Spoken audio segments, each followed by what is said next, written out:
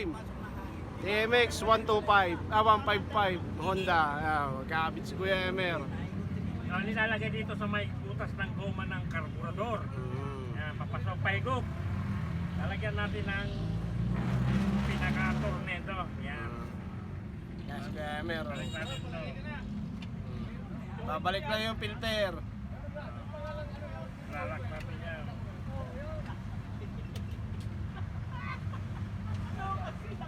Kamag-anak niya, kung di pa nalaman kamag-anak, hindi magpapakabit. Nakakalibre na. Hindi malaman kamag-anak, nagpakabit para libre.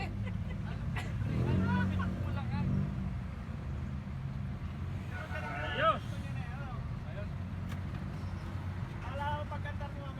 Pagod na si Kuya Emer.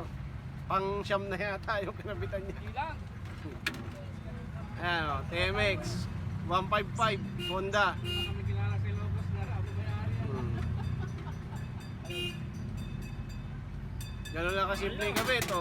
Balik na. Sabi mo lang yung rubber niya, lakay. Ah! Yan mo lang yung rubber niya. Hirapan na. Wala na dyan.